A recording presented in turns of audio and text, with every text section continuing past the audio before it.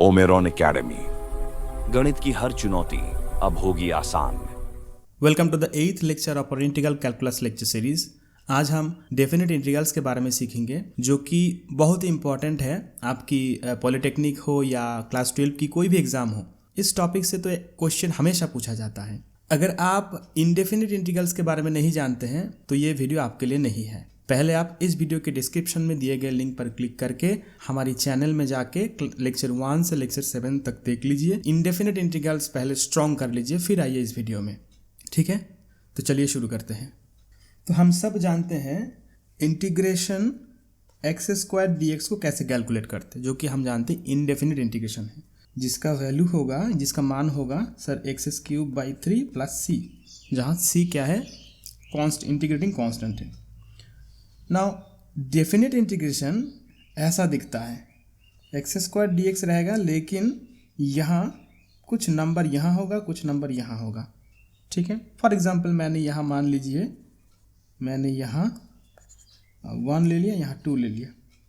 तो इसको कैलकुलेट कैसे करेंगे? जैसे हम इंडेफिनिट इंटीग्रेशन कैलकुलेट करते थे वैसे ही करेंगे, लेकिन प्लस सी नहीं देंगे। ठीक है, तो x³/3, फिर थर्ड ब्रैकेट देंगे ऐसे, और नीचे यहाँ 1 लिखेंगे, यहाँ 2 लिखेंगे।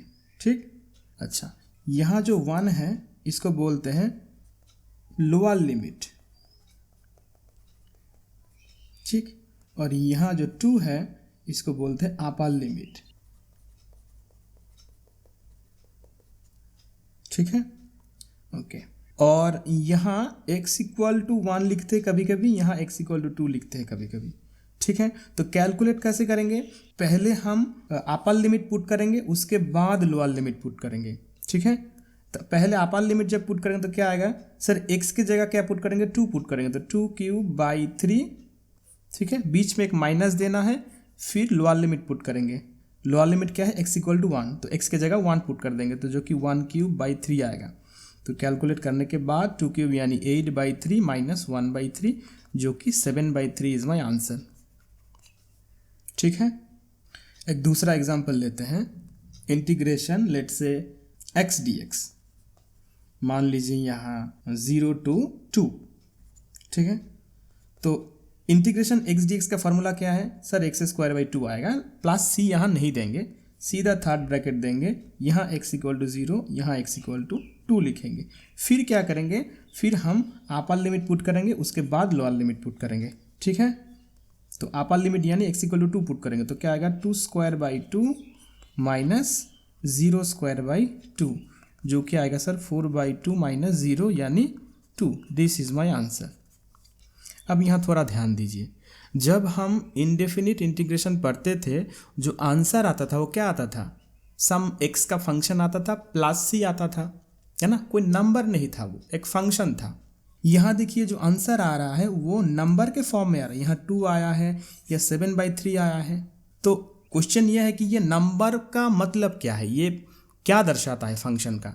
मेरा फंक्शन था यहाँ सर x था, यहाँ सर x² था, तो जब x था तो नंबर आया था 2, जब x² था तब नंबर आया था सर 7/3। कुछ तो मतलब होगा नंबर का। वो नंबर असल में एरिया का मान दर्शाता है। यानी अगर हम इसी इंटीग्रल को कंसीडर करेंगे, let's say this is my x axis, this is my y axis. ठीक है, तो ये जो फंक्शन है, क्या फंक्शन है सर? फंक्शन ओनली x है यहाँ, तो हम y=x मान लेंगे। y=x का जो कर्व है वो हम ड्रॉ करेंगे ऐसे। y=x फंक्शन का तो कर्व सब जानते ही है, 0 से पास होता है और ऐसे जाता है 45 डिग्री एंगल करके। ठीक है ना, तो ये पॉइंट क्या है? ये पॉइंट है यहाँ, यहाँ है 0, ओरिजिन 0, और यहाँ मान लीजिए यहाँ एक पॉइंट है, लेट्स से दिस इज 2। ठीक है, अब इंटीग्रेशन क्या था यहाँ? इंटीग्रेशन यहाँ 0 से 2 तक था, यानी 0 यहाँ से यहाँ तक, 2 तक, यहाँ से यहाँ तक। ठीक, अब यहाँ हम ऐसे इसको x=2 लाइन खींच देंगे, एक x=2, इस लाइन का नाम है x=2 लाइन। ठीक है ना, और 0 जो था यानी x=0 जो था, ये x=0 लाइन है, ये x=0 लाइन है ये। तो x equal to 0 line, x equal to 2 line, ठीक है, और ये कार्व और एक्स एक्सिस तीनों मिलके एक एरिया बनता है ना, दिस इज माय एरिया। अब ये जब एरिया हम कैलकुलेट करेंगे वो वैल्यू आएगा सर यहाँ से 2 वैल्यू आएगा। समझ में आया? इंटीग्रेशन करने के बाद जो वैल्यू आया है वो दिस एरिया है। क्लियर? यानी जनरल टर्म में हम बोलेंगे तो integration F x d x, जहाँ एफ एक्स कोई एक फंक्शन है, a to b means the area. कौन सा एरिया? ये एरिया। यहाँ हम x एक्सिस, यहाँ लिखेंगे y एक्सिस, ठीक है। फिर हम सर एफ एक्स कर्व जो था यहाँ उसको हम ड्रॉ करेंगे। तो कर्व जैसा दिखेगा, लेट से वो कर्व ऐसा दिखेगा, एनी टाइप, लेट से दिस इज माय कर्व, ठीक है। और यहाँ मान लीजिए मेरा पॉइंट है ए, बाय साइड भी हो सकता है, दाहिने साइड भी हो सकते हैं। हम यहाँ बाय साइड ले लिए, दाहिने साइड ले लिए, ओरिजिन के दाहिने साइड। यहाँ हम लेट से बी ले लेते हैं। तो ये जो ए पॉइंट है यहाँ, बी पॉइंट है, तो ए यहाँ ले लिया, बी यहाँ ले लिया, ओके। फिर क्या करेंगे? फिर सर हम x इक्वल टू ए एक लाइन खींच देंगे ऐसा। इस लाइन का नाम है x equal to A line, ठीक है, यानी इक्वेशन। और दूसरा लाइन क्या होगा? ऐसा, जो कि मेरा x equal to B line है। अब देखिए यहाँ x equal to A line, x equal to B line, x axis यानी पॉजिटिव x एक्सिस और ये कर्व तीनों मिल के, चारों मिल के जो एरिया बन रहा है ये एरिया का मान होगा, ये एरिया का मान होगा, ये इंटीग्रेशन करने के बाद जो वैल्यू आएगा वो, ठीक है। तो ये इंटीग्रेशन मतलब ये एरिया है। I think this is clear. तो हाउ टू कैलकुलेट एरिया, इसके बारे में हम नेक्स्ट वीडियो में डिस्कस करेंगे। आज के इस वीडियो में हम बस डेफिनेट इंटीग्रेशन का कुछ प्रॉब्लम सॉल्व करेंगे और फार्मूलाज के बारे में सीखेंगे, ठीक है। तो सिंपल क्वेश्चन लेते हैं। Question number 1, integration 0 to π/2 sin x dx। तो सब जानते हैं इंटीग्रेशन 0 to π छोड़ दीजिए, π/2 छोड़ दीजिए, पहले इंटीग्रेशन sin x dx। इसका फार्मूला क्या था? इसका formula sir minus cos x plus C था। यहाँ हम क्या लिखेंगे? इंटीग्रेशन 0 to π/2, यहाँ हम लिखेंगे सर ये माइनस कॉस एक्स, फिर हम थर्ड ब्रैकेट देंगे, फिर सर यहाँ 0 लिखेंगे, यहाँ π/2 लिखेंगे। हम चाहे तो यहाँ x बराबर भी लिख सकते हैं, x बराबर भी लिख सकते हैं, लेकिन वो ज़रूरी नहीं है। अगर आप चाहे तो लिखिए, नहीं चाहते तो मत लिखिए, ठीक है। उसके बाद क्या होगा सर? हम अपर लिमिट पुट कर देंगे। पहले x इक्वल टू π/2 फंक्शन में पुट कर देंगे, यानी x के जगह π/2, ये आएगा माइनस कॉस π/2, ठीक है। फिर सर हम माइनस देंगे एक, और फिर लोअर लिमिट पुट कर देंगे, x इक्वल टू 0 पुट कर देंगे, जो कि सर माइनस कॉस 0 आएगा, यानी ये कॉस माइनस कॉस π/2 यानी 0, माइनस माइनस प्लस कॉस 0 यानी 1। So this is my 1, this is my answer. Next question देखते हैं। Integration -1 to 1 5x to the power 4 root over x to the power 5 + 1 dx। तो आप बोलोगे सर यहाँ तो substitution method use होने वाला है। क्यों? क्योंकि सर यहाँ x to the power 5 + 1 दिख रहा है हमको, और ऊपर से रूट भी है। अगर हम रूट ओवर को t मानेंगे तो x to the power 5 + 1 का डेरिवेटिव हो जाएगा, 5x to the power 4 आ जाएगा डेरिवेटिव में, जो कि यहाँ मौजूद है ना। तो हम क्या करेंगे? t बराबर root over x to the power 5 + 1 लेंगे, फिर t² बराबर x to the power 5 + 1, derivative करेंगे दो साइड, तो 2t dt = 5x to the power 4 dx, है ना। तो 5x to the power 4x की जगह हम क्या लिखेंगे? ये इसको ऐसे लिखो, -1 to 1 x to the power 5 + 1 into 5x to the power 4 dx, है ना। अब यहाँ 5x to the power 4 की जगह हम क्या पुट कर देंगे? 2t dt पुट कर देंगे, यहाँ 2t dt पुट कर देंगे, और root over x to the power 5 + 1 की जगह यहाँ से t पुट कर देंगे, ठीक है। अब यहाँ देखो x, ये जो लिमिट था यहाँ x इक्वल टू -1 लिमिट था, और ऊपर लिमिट x इक्वल टू 1 था, है ना। यहाँ देखिए पहले यहाँ मेरा x था, यहाँ भी x equal to -1, x equal to 1 था। अब यहाँ t आ गया, है ना, यहाँ t आ गया, तो लिमिट भी t equal to something, t equal to something होना चाहिए, है ना। अगर यहाँ dt आ गया तो लिमिट भी t के फॉर्म में आना चाहिए, ठीक है, तो यानी हम x ऐसे लिखेंगे, t ऐसे लिखेंगे। तो यहाँ लोअर लिमिट क्या था, x बराबर -1। जब x बराबर -1 हम यहाँ पुट कर देंगे तो क्या आएगा sir, x equal to -1 put करेंगे तो यहाँ √(-1 to the power 5 + 1 आएगा, यानी सर √(-1 + 1 यानी सर √0 आएगा, यानी 0। तो ये 0। जब x इक्वल टू -1 तब t का मान क्या है, 0।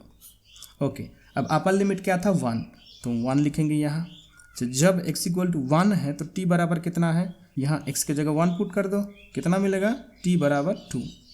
तो यहाँ 0 to 2t dt। तो अब 2 बाहर निकालो, इंटीग्रेशन 0 to 2t² dt, यानी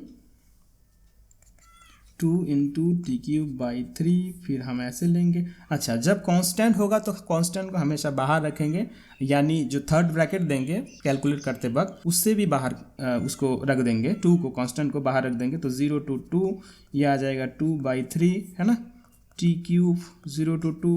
फिर हम 2/3 करेंगे और t के जगह क्या पुट करेंगे, पहले ये t बराबर 2 पुट कर देंगे, यानी 2³ माइनस, है ना, -t के जगह 0 पुट कर देंगे तो ये 0³ तो आएगा 2/3 × 8 यानी 16/3। This is my answer. Clear. चलिए next question, integration 0 to π/2 sin x by 1 + cos² x dx। Again यहाँ हम cos x को t मान लेंगे क्योंकि उसका डेरिवेटिव क्या है, sin x dx यहाँ मौजूद है ना। तो हम क्या करेंगे, t बराबर cos x लिख देंगे। फिर dt क्या आएगा मेरा, सर dt आएगा ये minus ddx of cos x क्या है, -sin x dx, है ना। फिर हम लिमिट चेंज कर लेंगे, लिमिट लोअर लिमिट क्या है, sir lower limit 0, upper limit π/2। तो यहाँ हम 0 लिखेंगे, यहाँ π/2 लिखेंगे। अब t का वैल्यू कितना होगा, जब x इक्वल टू 0 तो यहाँ आप x इक्वल टू 0 पुट कर दो तो t बराबर कितना मिलेगा, cos 0 यानी 1। फिर जब x इक्वल टू π/2 यहाँ आप फिर से पुट कर दो, t बराबर cos π/2 यानी 0, तो ये 0। तो मेरा नया लिमिट होगा 1 to 0। फिर sin x dx के बदले में हम क्या लिखेंगे, -dt by 1 + t²।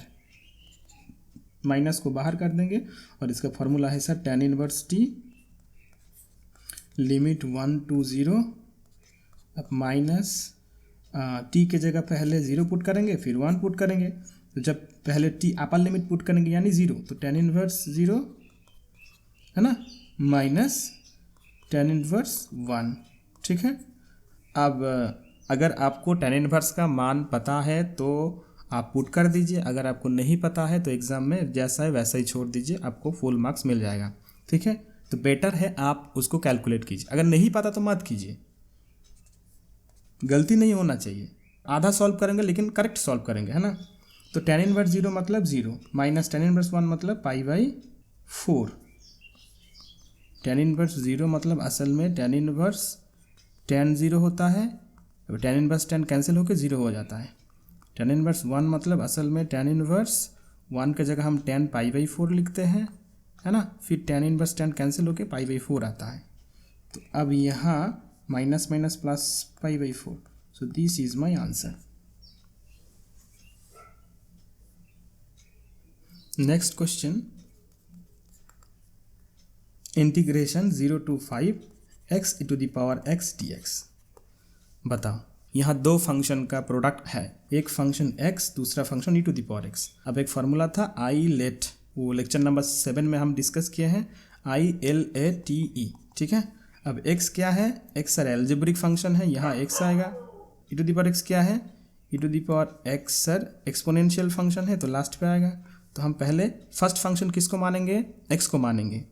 फार्मूला फिर से याद दिला देता हूँ, इंटीग्रेशन u बाहर जाएगा, इंटीग्रेशन v माइनस इंटीग्रेशन जिसको बाहर भेजे तो उसका डेरिवेटिव, फिर यहाँ जो है वो यानी v dx। ये था फार्मूला, और आसान फार्मूला ऐसा था 1 integration 2 minus integration 1 dash integration 2। ये शॉर्टकट याद रखने का तरीका था, जो भी है। चलिए, तो पहले फर्स्ट फंक्शन मेरा क्या है, x। तो तो x को बाहर भेज देंगे, e to the power x का इंटीग्रेशन करेंगे। e to the power x का इंटीग्रेशन क्या है, चलिए कर देते हैं, माइनस इंटीग्रेशन, जिसको बाहर भेजे तो उसका डेरिवेटिव यानी x का डेरिवेटिव, x का डेरिवेटिव क्या है, x का डेरिवेटिव है 1 इंटू यहाँ जो है वो, फिर यहाँ ब्रैकेट दे देंगे, फिर dx लिख देंगे, ठीक। लेकिन सर यहाँ असल में तो लिमिट था 0 to 5, वो कहाँ पुट करेंगे, वो बेस्ट तरीका होता है, आप यहाँ फर्स्ट थर्ड ब्रैकेट दीजिए, यहाँ थर्ड ब्रैकेट दीजिए, कंप्लीट कीजिए, ठीक है, और लास्ट पे 0 to 5 यहाँ लिख दीजिए। फिर आइए यहाँ integration x e to the power x आएगा, integration minus integration e to the power x का मान क्या है sir, e to the power x, integration e to the power x dx है ना, यहाँ 0 to 5, integration x e to the power x minus e to the power x 0 to 5, यानी मेरा answer आएगा sir x minus 1, e to the power x common लेंगे तो यह आएगा, है ना। फिर हम सर x बराबर 5 पुट करेंगे, उसके बाद 0 पुट करेंगे, तो जब 5 पुट करेंगे तो क्या आएगा, 5 minus 1 e to the power 5, फिर माइनस दे देंगे, फिर 0 पुट करेंगे, तो 0 पुट करेंगे तो minus 1 e to the power 0, ठीक, यानी sir 4 e to the power 5 plus 1, ठीक है, ये माइनस 1 यहाँ से था, माइनस माइनस प्लस हो गया, e टू द पावर 0 मतलब 1, तो 1, so this is my answer. अब हम डेफिनेट इंटीग्रल्स का कुछ फार्मूलाज के बारे में सीखेंगे, जो असल में जब एग्जाम में क्वेश्चन पूछा जाएगा डेफिनेट इंटीग्रेशन से संबंधित, तो वो इस फार्मूला बेस्ड आएगा। जो भी एग्जाम में क्वेश्चन पूछा जाएगा most of the time polytechnic के केस में ये प्रॉपर्टी यूज करके ही पूछा जाता है, ठीक है। तो फर्स्ट प्रॉपर्टी क्या है, integration a to b fx is equal to integration a to b ft dt।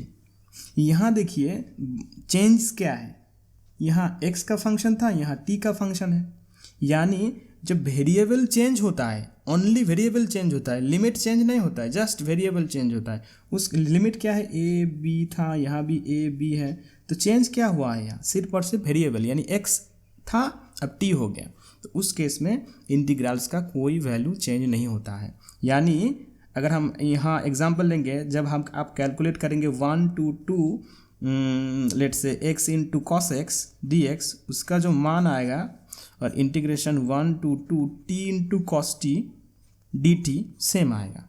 कहने का मतलब ये है, यानी अंदर जो है वो वेरिएबल आप चेंज कर सकते हैं, लेकिन लिमिट सेम होना चाहिए, ठीक है।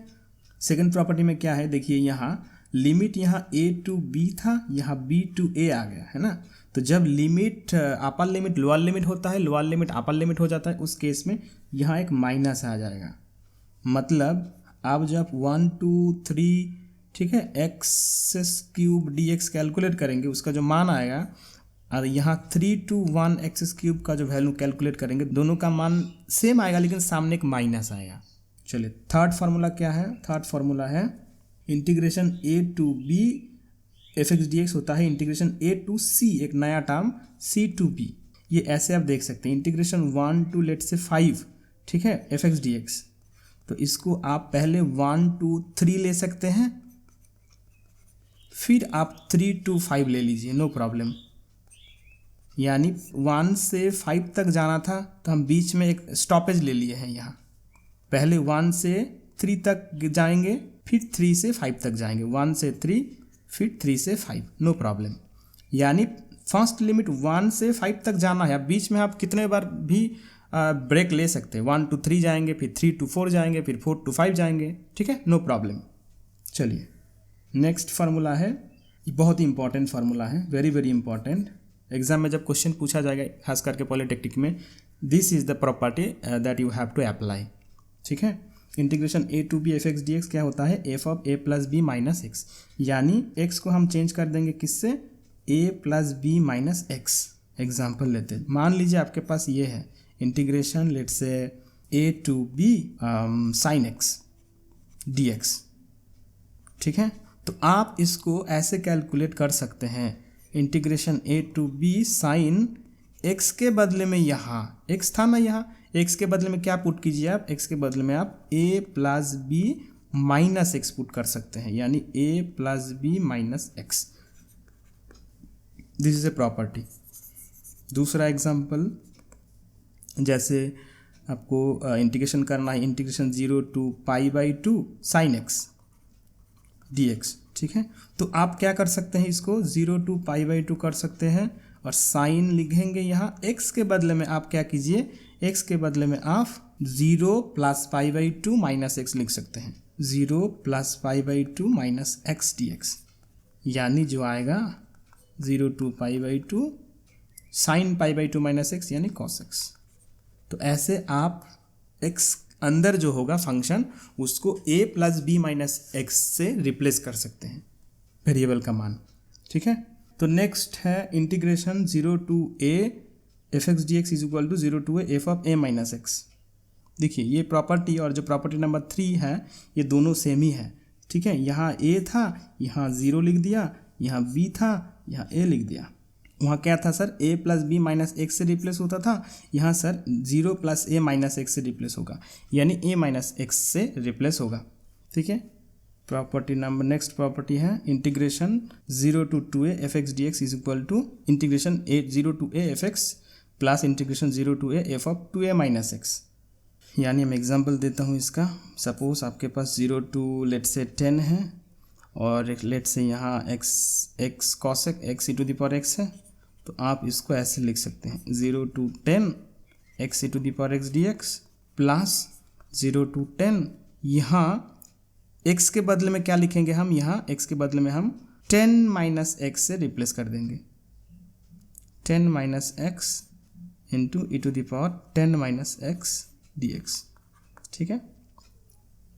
दिस प्रॉपर्टी नंबर 5 ये उतना इंपॉर्टेंट नहीं है, एग्जाम में पूछता है लेकिन उतना भी नहीं पूछते, खास करके पॉलिटिक्स में, ठीक है। नेक्स्ट प्रॉपर्टी है integration -a to a f(x) dx = this. Okay, यहाँ दो कॉन्सेप्ट बहुत ज़रूरी हैं। एक कॉन्सेप्ट है इवन फंक्शन का, एक कॉन्सेप्ट ऑड फंक्शन का, ठीक है। इवन फंक्शन मतलब क्या है, इवन फंक्शन एक फंक्शन f(x) को हम इवन फंक्शन तब बोलेंगे जब f(x) = f(-x) हो, ठीक है। एक फंक्शन को ऑड कब बोलेंगे, जब f(x) = -f(-x) हो। एग्जाम्पल देता हूँ यहाँ, लेट से एक f(x) = x², ठीक है। अब f(-x) कैलकुलेट कीजिए, क्या आएगा, -x² यानी x²। देखिए x² यहाँ आया, x² यहाँ आया, यानी कि कितना आया मेरा f(x) = f(-x) आ गया, है ना। तो ये इवन फंक्शन हो गया, इवन फंक्शन।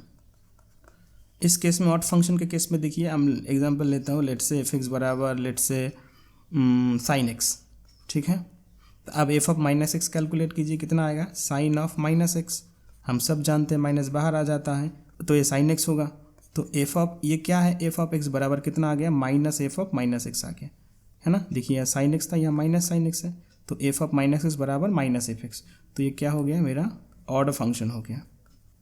तो इवन फंक्शन ऑड फंक्शन बहुत ही इंपॉर्टेंट है, ठीक। अब यहाँ फार्मूला पे आइए। फार्मूला में -a से +a f(x) dx बराबर कितना आएगा, 2 × integration 0 to a f(x) dx होगा। कब होगा, जब फंक्शन इवन फंक्शन होगा, जब इवन होगा तब 2 बाहर आएगा, ठीक है। और सेम चीज़ जब ऑड होगा तब क्या हो जाएगा, वैल्यू 0 हो जाएगा, ठीक है। चलिए एग्जांपल लेते हैं। एग्जांपल जैसे मान लीजिए -10 to +10 x³ dx है, तो हम इसको बिना कैलकुलेट करके directly formula, last formula apply करके या प्रॉपर्टी अप्लाई करके हम बोल देंगे इसका वैल्यू 0 आएगा। तो आप बोलोगे कैसे, ये x³ जो है f(x) = x³ वो असल में ऑड फंक्शन है। क्यों ऑड है, क्योंकि f(-x) बराबर -x⁻3 यानी सर -x³ यानी सर f(x) = -f(-x) आ गया, है ना। तो ऑड फंक्शन हो गया। ऑड फंक्शन का फार्मूला क्या है या प्रॉपर्टी है सर, यहाँ 0 आएगा आंसर। दूसरा एग्जांपल लेट से -10 to +10, यहाँ लेट से x⁴ dx। हम सब जानते हैं x⁴ is even function, x⁴ is even function, है ना। और इवन फंक्शन जब होगा तो फार्मूला के हिसाब से कितना आएगा, 2 × इंटीग्रेशन 0 to 10 x⁴ dx, है ना। फिर हम आगे कैलकुलेट करेंगे, जो कि आएगा सर 2 यहाँ x⁵/5 0 to 10 अब 2/5 x⁵ 0 to 10 यानी सर 2/5 यहाँ 10⁵ माइनस 0⁵ यानी sir 2 × 10⁵/5। This is my answer. Clear.